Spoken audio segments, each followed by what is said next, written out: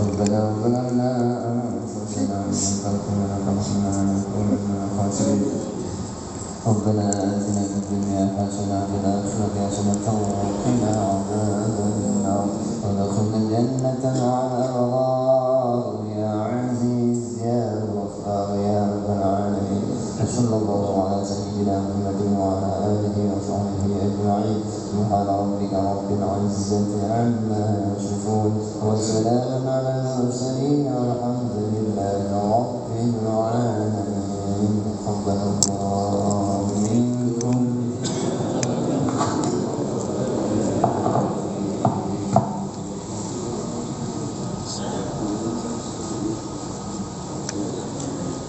Assalamualaikum warahmatullahi wabarakatuh. Selamat subuh Bapak, Ibu-ibu, teman-teman, saudara-saudara, sahabatku.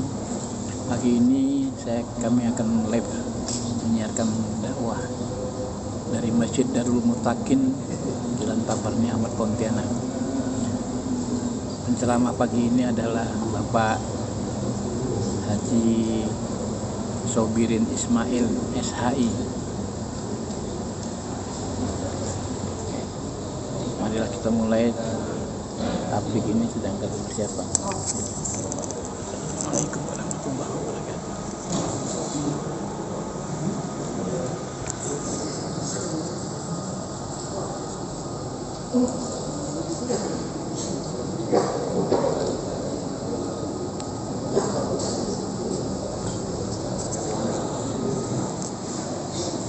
Jamaah sudah menunggu.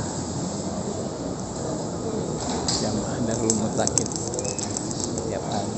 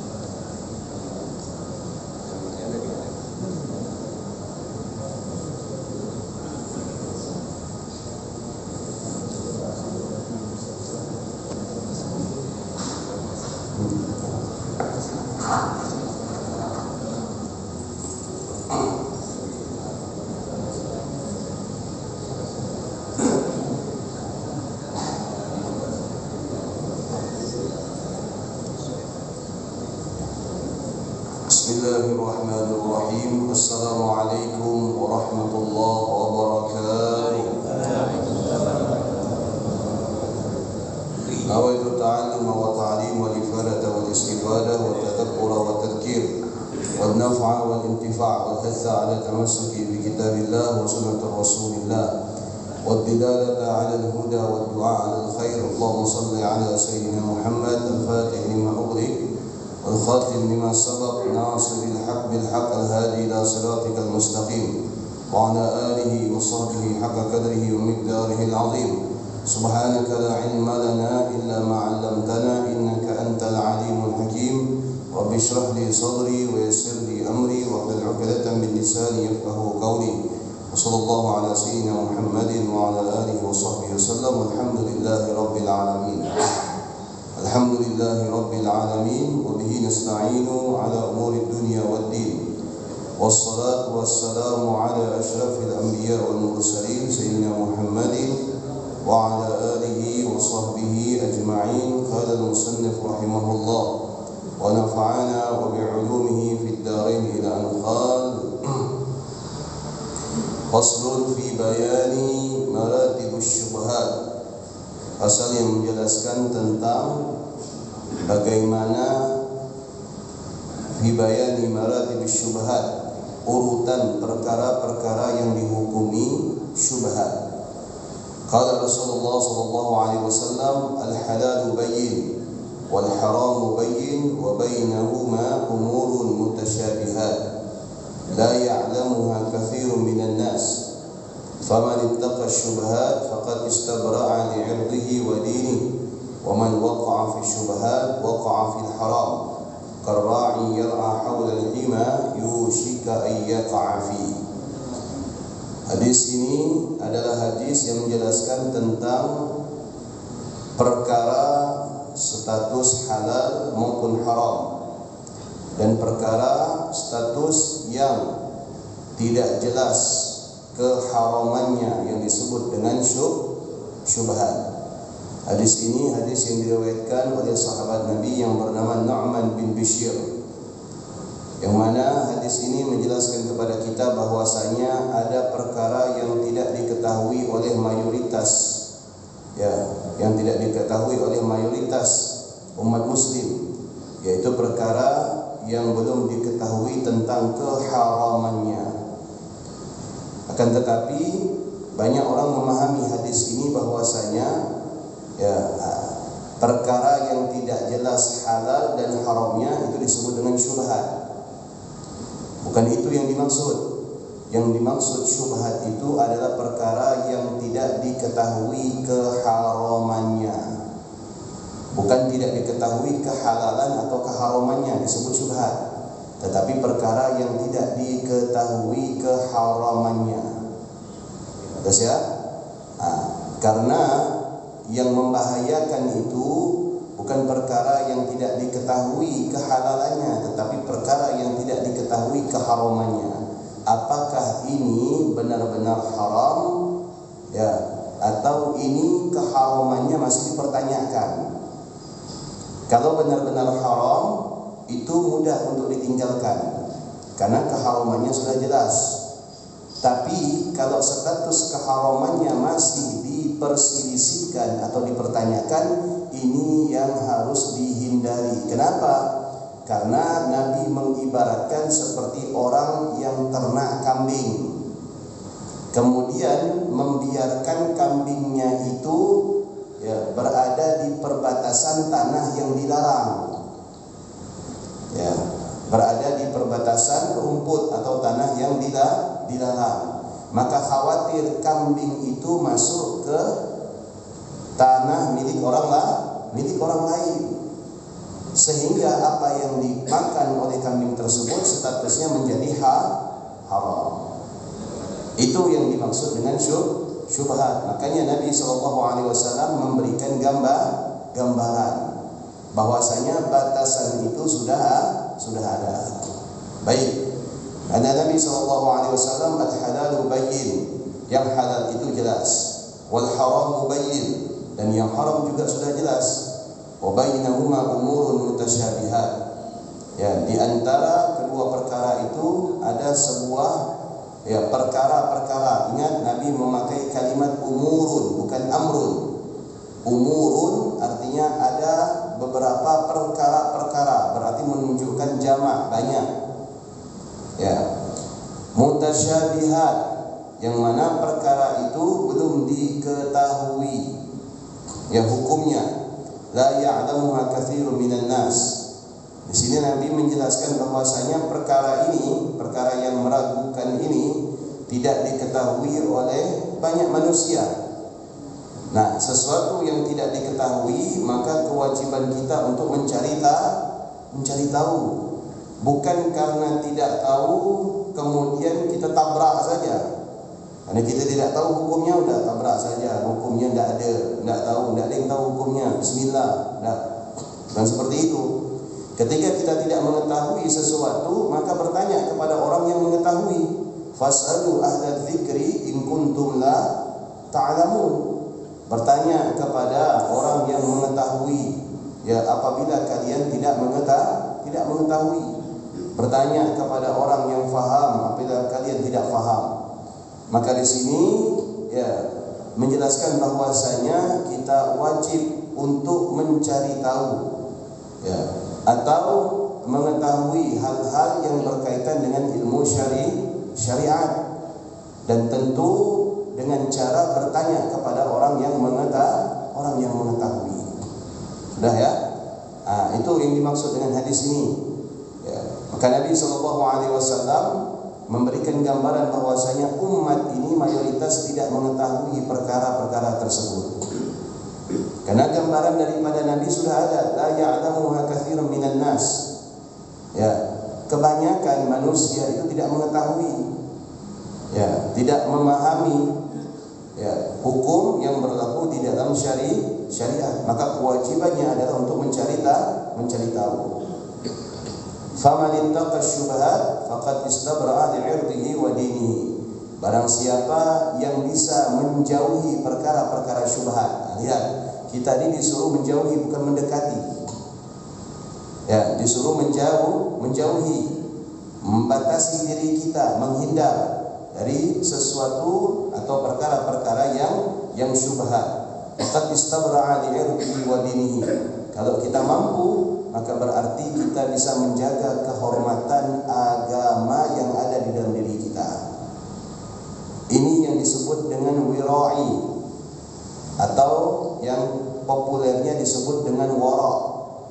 Orang yang wara' itu yang bisa menjaga dirinya dari hal-hal yang tidak bermanfaat. Tidak bermanfaat untuk agamanya maksudnya. Perkara syubhat ini perkara yang tidak ada manfaatnya untuk agama. Maka tak kala kita bisa menjaga diri kita atau menjauhkan diri kita, berarti sama halnya kita dengan menjaga kesucian dan kehormatan agama yang ada di dalam diri kita. Aman waqa'a fi syubhat, ya waqa'a fil haram. Barang siapa yang jatuh ke dalam perkara syubhat, maka dia ternyata jatuh ke dalam perkara yang haram. Berarti menunjukkan bahwasanya perkara syubhat ini bukan perkara yang tidak jelas kehalalan dan keharamannya, tetapi yang dimaksud dengan syubhat itu adalah perkara yang tidak jelas keharamannya. Keharamannya itu masih diperselisihkan atau dipertanyakan. Manakala seseorang memberanikan untuk memilih, untuk terlibat, untuk jatuh di dalam perkara syubhat yang tidak jelas keharamannya, maka berarti dia telah menjebloskan dirinya terhadap perkara yang haram. Jadi bukan istilah orang yang memberanikan diri untuk terlibat atau menjebloskan dirinya ke dalam perkara yang syubhat, otomatis dia masih berpeluang untuk mendapatkan status yang halal. Bukan.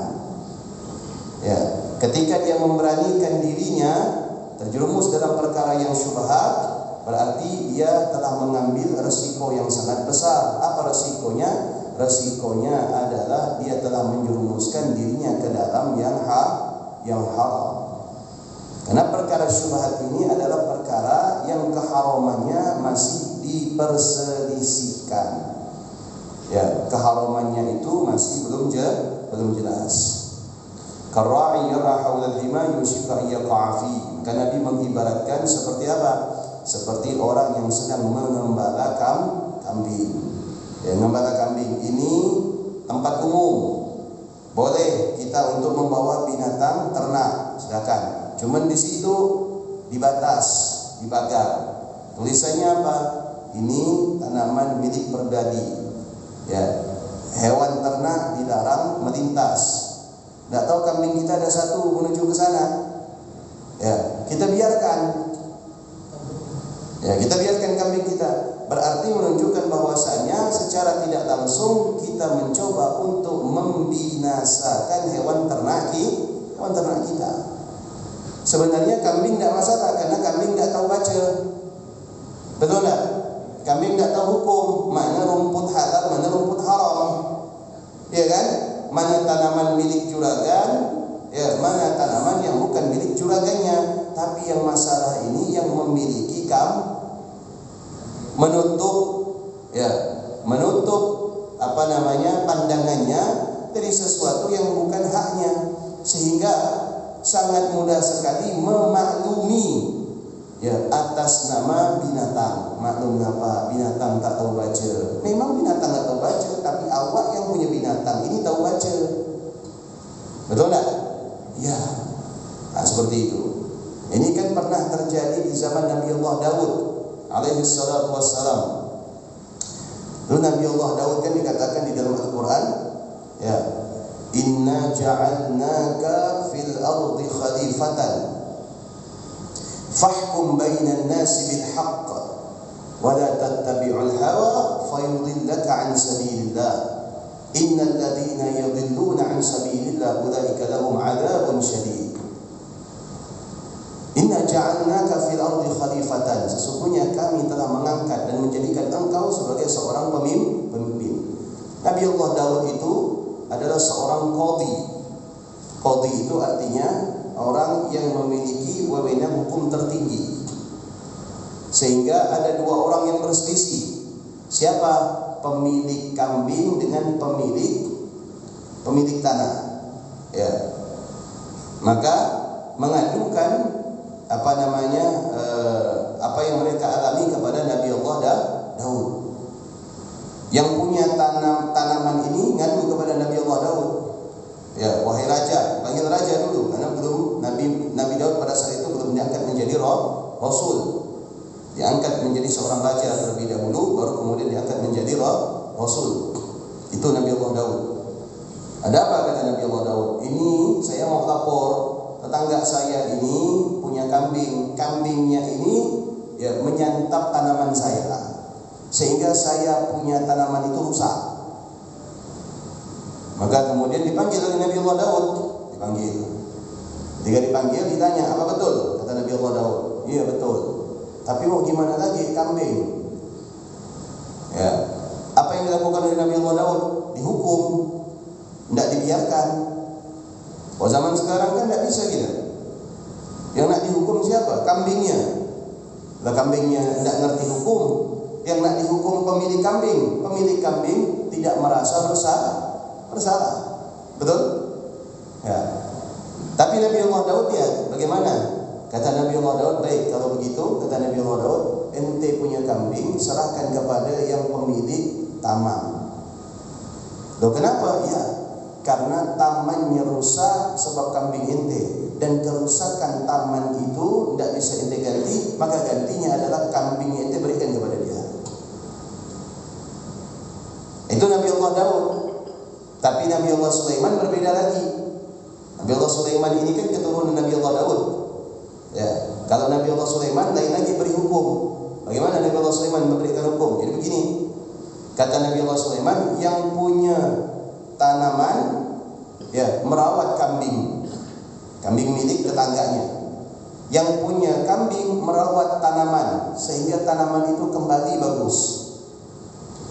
Tapi yang punya taman ya merawat kambing tetangganya itu boleh menikmati hasil susunya. Tapi pemilik kambing tidak boleh menikmati hasil tanaman tetangganya. Dia hanya merawat sampai tanaman itu benar-benar baik seperti sedia kala. Akhirnya disetujui. Nah, ini kan tentu kita bertanya, kok bisa seperti ini?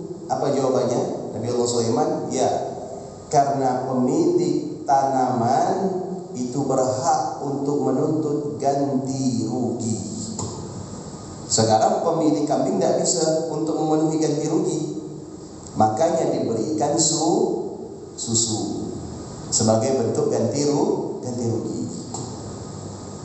Kalau tidak, ya maka apa? Pemilik kambing tetap berdosa, dianggap telah berbuat zalim. Ya.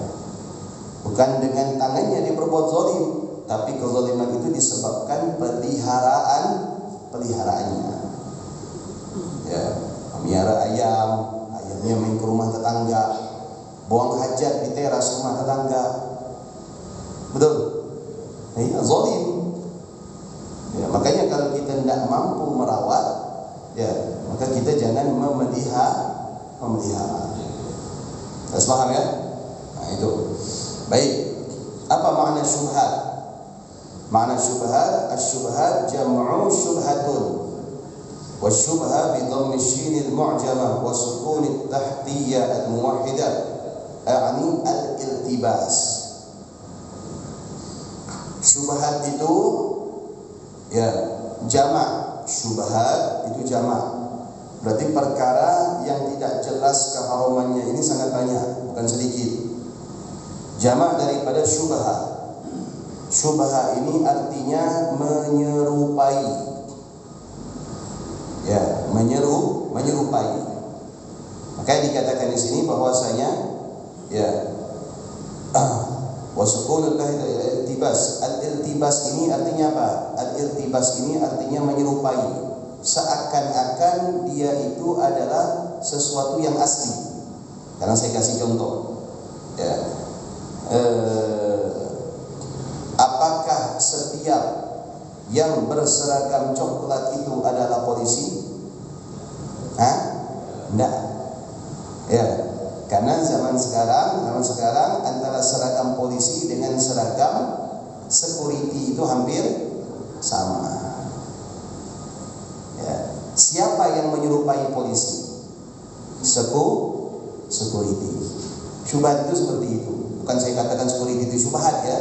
Ini contoh saja dari segi menyerupai.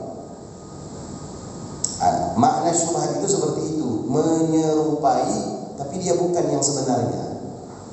Security seragamnya coklat, bukan kayak dulu security satpam seragamnya coklat, bukan kayak dulu warnanya putih. Sekarang sudah hampir menyerupai polisi. Tapi apakah satpam itu dikatakan polisi? Nah, itulah yang dimaksud dengan perkara syubhat. Maka dia katakan al-iltibas, menyerupai. Ya. Atau istilah kita yang keren serupa tapi tidak sama. Jelas ya? Kemudian dikatakan di sini bahwasanya ya wasyabihu wa ashbaha mathiluhu wa tashabaha wa ashtabaha ashbaha kullu minhum al-akhar wa syabhu 'alaihi al-amr lubsu 'alaihi al-amr wa yusammu al-amru ghayr al-mutamayyiz wal muntadab fi syubha li kaunihi yushbihu al-haqq wa laysa haqqan. Kenapa perkara syubhat itu dinamakan syubhat? Li kaunihi yushbihu al-haqq wa laysa haqqan. Ya, karena hampir saja perkara syubhat ini seakan-akan dia itu benar padahal belum tentu benar. Jadi perkara syubhat ini seakan-akan itu benar, seakan-akan boleh padahal dia itu tidak boleh.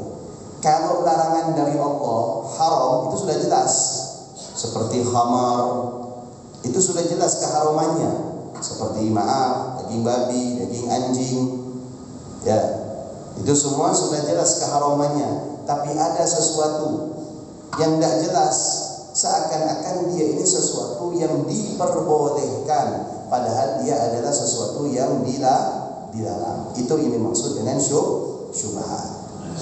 Nah, makanya sampai-sampai dikatakan oleh Nabi, la ya'lamuhunna katsirun minan nas. Perkara syubhat ini banyak yang tidak tahu, banyak yang tidak faham. Ya, perkara syubhat ini banyak yang tidak tahu, banyak yang tidak paham. Makanya di akhir hadis Nabi SAW, ya berkaitan dengan hukum ini, Nabi SAW mengatakan, ala wa inna fil jasadi mudghatan idza saluhat jasadu kullu wa idza fasadat jasadu kullu ala wa hiya al-qalb. Dalam perkara halal dan haram maupun syubhat itu bisa mempengaruhi apa yang ada di dalam diri kita. Ya, maka apabila kita memilih yang halal, maka akan baik keadaan kita. Memilih yang haram, maka akan buruk keadaan kita. Di dalam bahasa Arab, ya, qalbun itu diartikan hati. Tapi sebenarnya qalbun itu bukan diartikan hati, tetapi diartikan sebagai apa? Sebagai rohaninya seseorang. Karena kalau hati, bahasa Arabnya itu ada apa? Kabid. Ya, kabid itu hati yang berwujud. Yang dimaksud adalah organ tubuh. Karena hati ini ada dua. Ada yang dimaksud dengan organ tubuh, ada yang dimaksud dengan keadaan. Sekarang bisa tidak kita bedakan hati digoreng dengan hati-hati ketika menggoreng? Sama atau beda? Sama atau beda? Beda. Kalau hati digoreng berarti itu berarti itu fisik, nampak. Ya, nampak. Hati-hatilah Anda ketika menggoreng. Itu makanan atau bukan? Kan, tapi itu keadaan agar kita waspada ketika menggoreng makanan. Yang dimaksud oleh Nabi dalam hadis itu hati bukan berupa fisik. Bukan fisik, tetapi keadaan. Makanan ini menjadi faktor menentukan keadaan seseorang. Makanan yang kita dapatkan dengan cara apapun menjadi faktor utama yang bisa menentukan keadaan seseorang.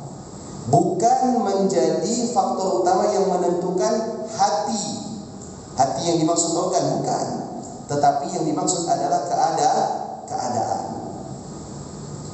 Makanya kalau orang jantungnya rusak, organ tubuh yang lain juga rusak. Betul tidak? Jantungnya rusak, kira-kira organ tubuh yang lain ikut rusak tidak? Rusak. Sama dengan hati, keadaan orang itu rusak, maka sifatnya, karakternya, perangainya, tingkah lakunya, akhlaknya, budi pekertinya, moralnya juga rusak. Kenapa? Karena faktor makanan. Karena dia tidak memilih makanan yang halal, yang layak untuk dimakan, makanan yang haram, yang wajib untuk tidak dimakan, tetapi semuanya dimakan, maka itu akan berpengaruh kepada keadaan. Sekarang saya kasih contoh, misalkan ada orang tiap hari makan vegetarian. Ya, makanya vegetarian, sayur-sayuran saja. Tidak mau makan yang daging, yang lemak, tidak mau. Makanya itu sayur-sayuran. Kira-kira itu baik tidak untuk anggota tubuh? Baik tidak? Ya baik. Betul tidak? Itu baik. Bagi anggota tubuh itu baik. Makan vegetarian, sayur-sayuran itu baik. Tapi kalau sayur-sayuran vegetarian yang didapatkan dengan cara yang haram, apakah akan menjadikan keadaannya baik? Ya. Walaupun makanannya baik, vegetarian, 4 sehat 5 sempurna, sayur-sayuran, tumbuh-tumbuhan, tidak mau makan daging, tidak mau makan lemak, tapi didapatkan dengan cara yang haram, itu tidak akan menjadikan keadaannya itu baik. Ngerti tidak kira-kira? Paham ya? Nah itu ya. Nah, makanya tidak ada jaminan makanan yang baik itu 4 sehat 5 sempurna bisa menjadikan keadaan orang itu baik. Ya, tidak bisa menjadikan keadaan orang itu baik. Mohon maaf ini ya. Mudah-mudahan Allah mengampuni dan memberikan hidayah. Itu kita lihat para koruptor itu makanannya makanan sehat lah. Makanannya sehat. Ya.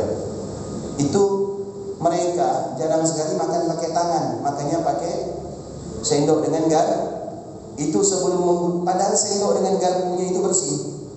Sebelum menggunakan sendok dengan garpu yang bersih, itu sama mereka diambil tisu dulu, dibersihkan lagi. Saking apa? Saking bersihnya. Tiap minggu main tenis, betul tak? Tiap minggu main golf, betul? Ya, olahraganya cukup, makanannya baik, 4 sehat 5 sempurna. Tapi menjadikan mereka itu mengambil hak kita sebagai rakyat, ya, menilap hak kita sebagai rakyat, yang kita disuruh untuk memenuhi patuh terhadap aturan agama, ternyata bukan untuk memenuhi kebutuhan negara, tetapi untuk memenuhi kebutuhan mereka. Ya, menjadikan mereka itu apa? Keadaan mereka itu tidak baik.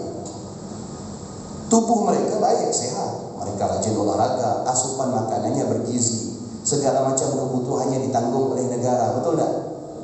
Yang kita ini tidak ditanggung oleh negara, sakit ya kita berobat sendiri, ya kan? anak sekolah pun kita daftar sendiri. Beda dengan mereka, sakit ditanggung negara, kunjungan ditanggung negara, anak sekolah ditanggung negara. Ya, bahkan anak sekolah tidak repot-repot, mereka bawa berkas, baca pendaftaran di depan sekolah, anaknya masuk atau enggak. Mereka cukup angkat telepon, titip anak saya begini, masuk.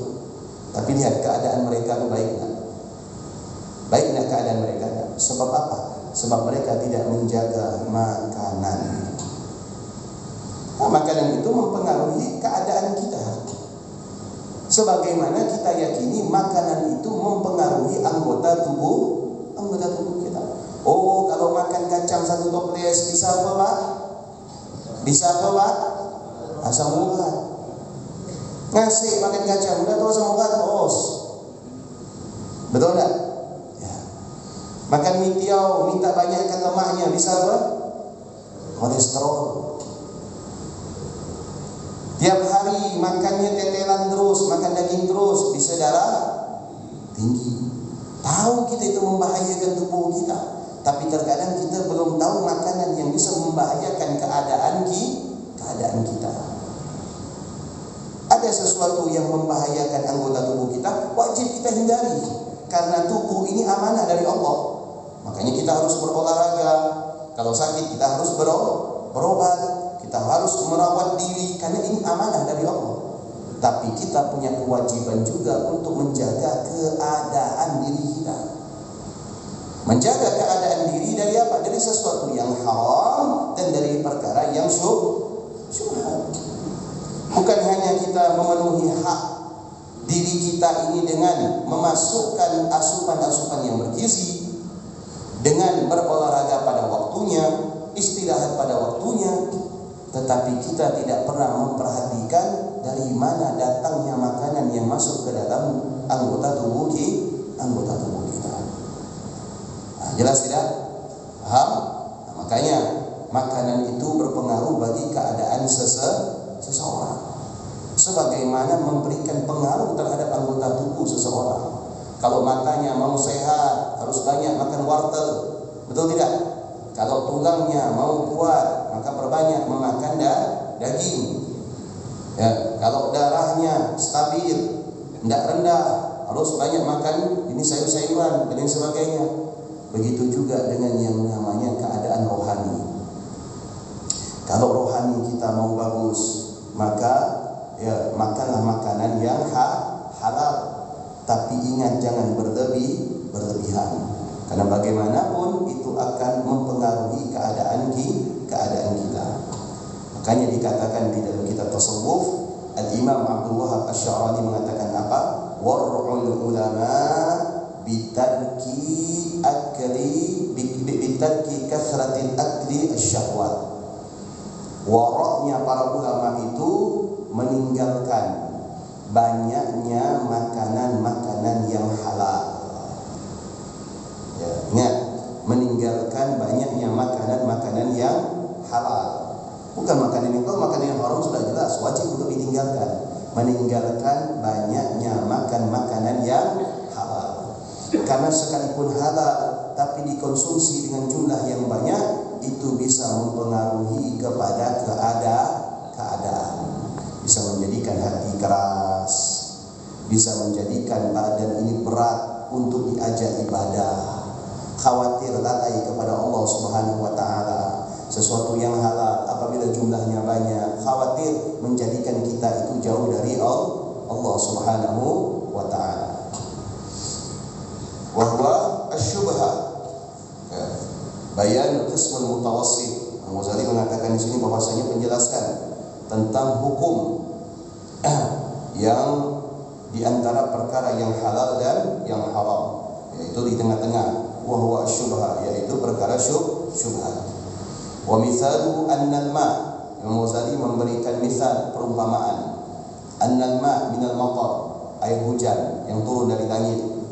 Itu hukumnya apa? Halal. Air hujan yang turun dari langit itu hukumnya halal. Ya, bukan haram tapi halal. Qat'an, secara pasti itu halal. Qabla an yaqa'a fi mulkil ghair, tapi kehalalannya itu sebelum jatuh ke tempat orang lain. Ya, sebelum masuk ke tempayan orang, sebelum masuk ke pinguin orang, sebelum masuk ke wadah orang, sebelum masuk ke sanggan orang, sebelum masuk ke ember orang. Tapi air hujan yang asalnya halal, begitu sudah masuk ke pinguin milik orang lain, ke tandon milik orang lain, ke tempayan milik orang lain, ke penampungan milik tetangga, maka berubah statusnya yang halal bisa menjadi haram. Kenapa bisa menjadi haram? Apabila kita ambil tanpa seizin pemilik tempat. Ya, karena air hujan yang semulanya halal jatuh ke tempat orang lain, itu sudah menunjukkan milik orang tersebut, bukan milik umum lagi. Tapi kalau air hujan yang turun dari langit sebelum masuk ke tempat orang, ya, sebelum masuk ke tempat orang, tempat air milik orang lain, maka itu semuanya halal. Ya, bebas kita mau mengambilnya.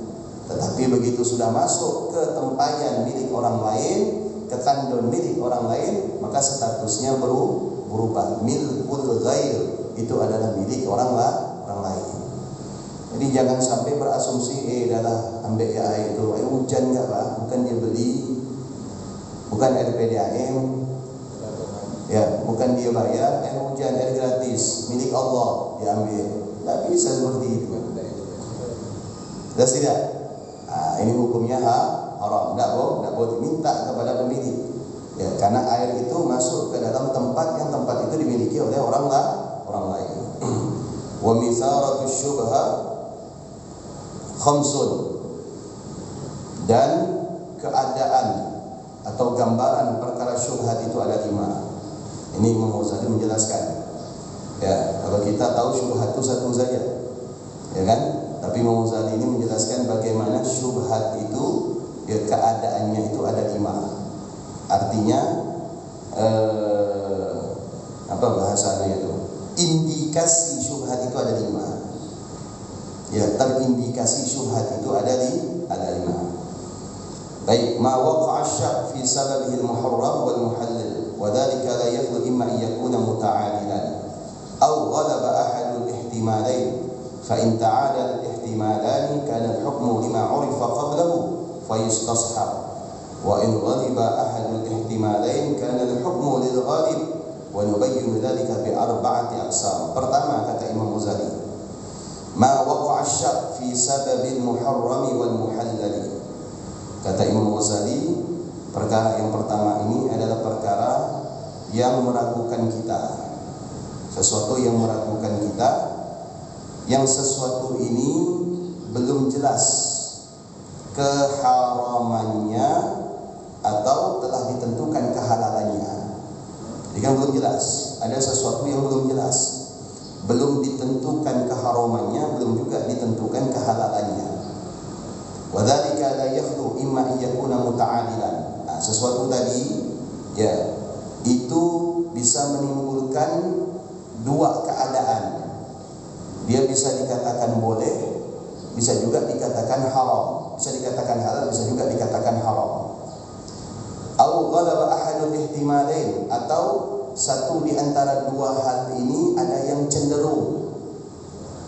Ya, kecenderungan ini bagaimana? Fa in ta'adala al-ihtimalan kana al-hukmu lima 'urifa qablahu fa yustashab.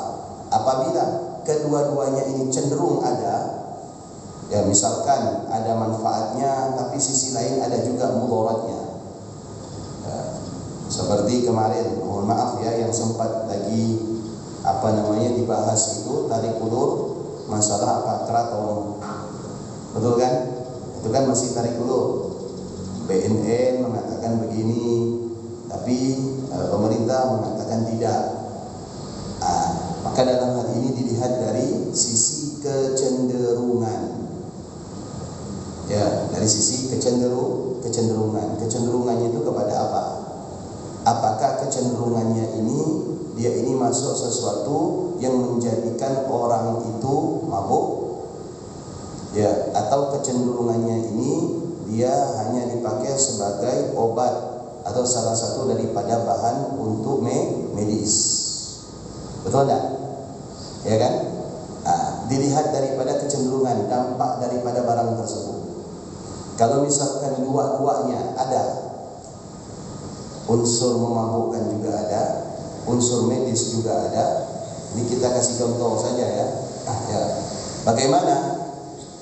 Kana al-hukmu lima 'urifa qablahu fa yustashab, maka diambil hukum pada dasarnya. Pada dasarnya apa? Boleh. Berarti boleh. Kenapa? Karena umumnya daun, segala macam jenis daun itu halal. Tapi kata Imam Ghazali, wa in ghadaba ahadul ihtimalain kana al-hukmu lil ghalib. Apabila ada kecenderungan salah satunya, maka bagaimana? Maka kata Imam Ghazali, dilihat, diperinci dengan 4 hal ini.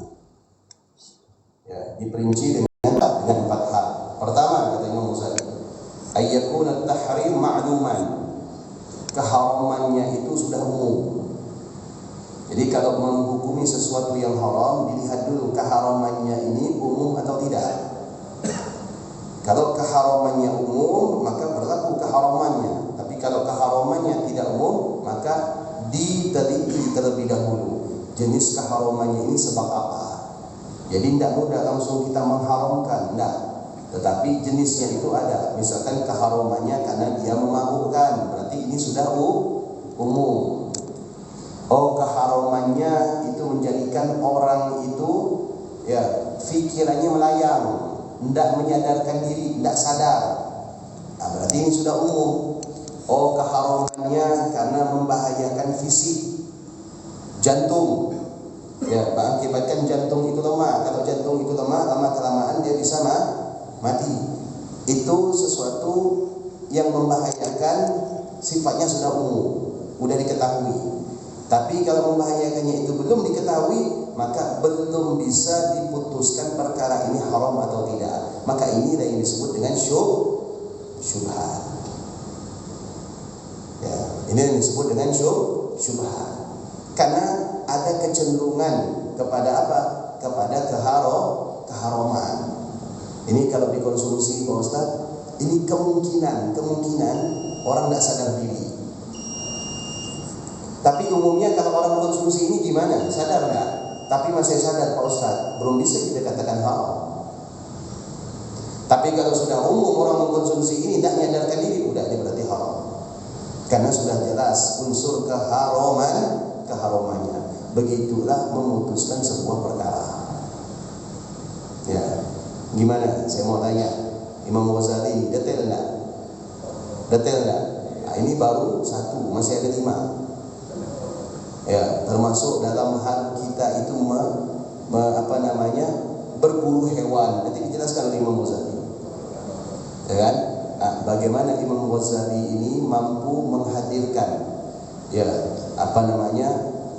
sesuatu dengan sangat detail, sehingga kita itu di zaman sekarang ini kalau tidak berhati-hati terhadap sesuatu itu bukan alasan. Oh, kenapa? Saya tidak tahu. Tidak ada alasan. Karena ulama-ulama terdahulu sudah memberikan gambaran hukum itu secara detail. Masalahnya satu, kita tidak mau belajar. Betul tak? Kita tidak mau belajar, kita tidak mau nyimak.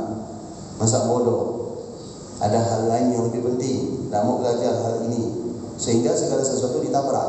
Ketika sudah mendapatkan risiko, artinya apa? Dengan alasan saya tidak tahu, bukan alasan. Sudah saya? Jadi kayak tadi malam, saya ceritakan ya. Tadi malam, saya punya tetangga minta tolong diperjelas hubungan suami istri kakaknya, rumah tangga kakaknya. Ini suaminya setiap marah seringkali mengucapkan kata talak.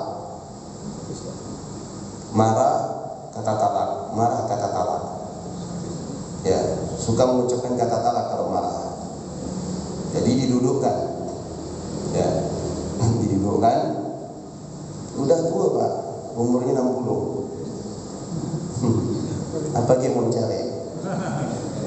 Mau 60, suami ini mau 60. Perempuan itu umurnya 57. Ya, Kasihan anak-anaknya. Saya dudukkan anak-anaknya supaya anak-anaknya tahu. Ya. Ada saya tanya, yang saya tanya si istri terlebih dahulu. Saya tanya, Bu, ibu mendengar suami mengucapkan kata talak itu berapa kali? Pak Ustaz, udah sering. 5 tahun ini, ya, saya ngalami, kata dia. Saya dengar sendiri kata talak itu diucapkan lebih daripada 3 kali. Okay. Sekarang saya tanya, mengucapkan kata talak itu satu waktu atau beda waktu? Oh, setiap malam Pak Ustaz. Jadi kalau marah ini bukan satu waktu saja. Setiap waktu dia marah, setiap waktu itu juga dikatakan kata talak. Okay.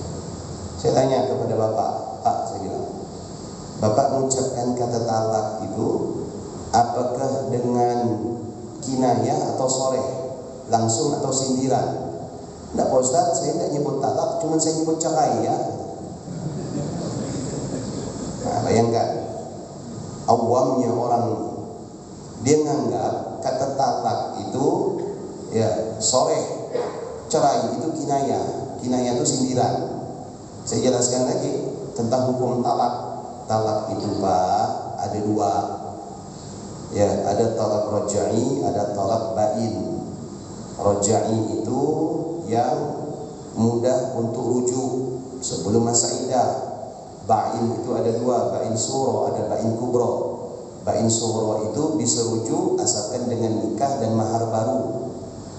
Ya, talak 1, talak 2. Bain kubro itu artinya tidak ada peluang untuk kembali kecuali merelakan istri harus menikah dengan orang lain. Saya tanya bapak mengucapkan kata cerai itu langsung atau dengan sindiran? Dia bilang, saya tidak mengucapkan kata talak Pak Ustaz, tapi saya mengucapkan kata cerai ya.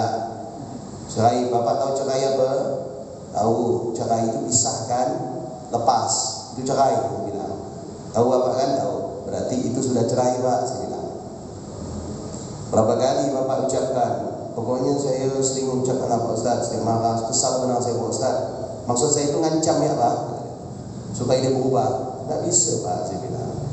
Talak itu bukan ancaman, saya bilang. Ya. Akhirnya sudah. Ya, apa yang terjadi? Ya, yang terjadi adiknya perempuan ini, ibu ini berharap saya nikahkan ulang. Ya, agar rukun kembali. Saya bilang saya tidak ada hak untuk nikahkan. Saya siapa? Saya bilang. Ya, saya ini cuman bisa diajak untuk kompromi saja atau konsultasi. Yang menikahkan tetap wali nikahnya, kalaupun itu bisa dinikahkan. Siapa wali nikahnya? Bapaknya ada? Tidak ada. Datuknya ada? Tidak ada. Berarti saudara kandung. Abanglah yang bisa nikahkan, saya tidak bisa. Kecuali abang yang diminta untuk menikahkan kemudian menyerahkan kepada saya untuk menikahkan, baru boleh. Kalau saya yang langsung menikahkan tidak sah, karena wali secara nasab masih ada. Akhirnya adiknya berharap tadi malam saya nikahkan, ya, supaya rukun kembali. Saya tidak berani, saya bilang. Karena sepengetahuan saya ini sudah berlaku talak 3. Ini hukumnya bain kubro. Ya, talak 3 itu udah lepas. Kalau mau kembali lagi resikonya berat, pahit. Istri kita harus nikah dengan orang lain. Minimal kumpul, minimal tidur bareng, jima. Tidak boleh tidak jima. Ya, setelah jima tergantung apakah suaminya mau ceraikan atau tidak. Ya, kalau tidak ceraikan tidak bisa rujuk. Tapi kalau diceraikan maka harus menunggu selesai masa iddah. Kalau ini yang terjadi dalam satu rumah tangga dan merasa bahwasanya rumah tangga mereka baik-baik saja, padahal setiap bertengkar mengucapkan kata cerai dan itu menjadikan nikah itu putus, berapa rumah tangga yang berlaku, berapa keadaan syubhat yang berlaku dalam rumah tangga. Ya, saudara-saudara kita, ini pernah juga ada satu, ya, suaminya sudah mentalak 3 istrinya. Ya, kemudian temannya nanya kepada saya bilang itu harus muhallil, harus menikah dengan orang lain baru dia bisa balik kepada suaminya. Ya, omongan saya ini diambil disampaikan. Apa kata orang tua mereka? Orang tua mereka, oh tak bisa pakai cara kayak itu lah, nyaman benar lah. Emang siapa Pak Ustaz tu nak ngatur-ngatur? Udahlah, kita hidup rukunnya. Ya, pasti balik lagi pada rumah tangga kita. Ini gimana ceritanya? Hukum pakai perasaan. Apa yang terjadi? Tak bisa gitu kalau kumpul dihukumi zina. Maka jangan main-main dengan perkara antara halal dengan haram. Jelas ya? Mudah-mudahan bermanfaat. Semoga Allah menjauhkan kita dari berbagai macam perkara yang haram dan perkara yang syubhat. Semoga Allah memudahkan kita untuk mendapatkan sesuatu yang halal dan barokah.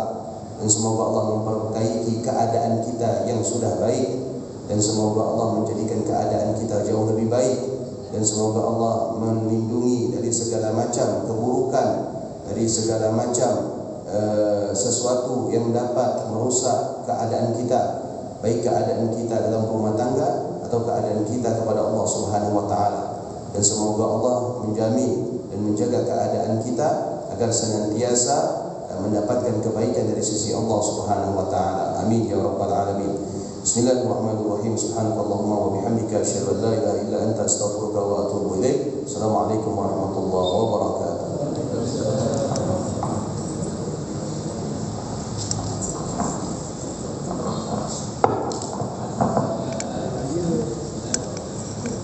Terima kasih teman-teman yang sudah hadir di majelis taklim online ini dalam hidup kami. Semoga ada manfaatnya, semoga bermanfaat dan berguna bagi kehidupan, barokah untuk kehidupan kita untuk baik. Saya akhiri hidup saya pagi ini dengan harapan nanti malam kita ikut malam 10 Muharram. Oke. Billahi taufiq wal hidayah. Assalamualaikum warahmatullahi wabarakatuh.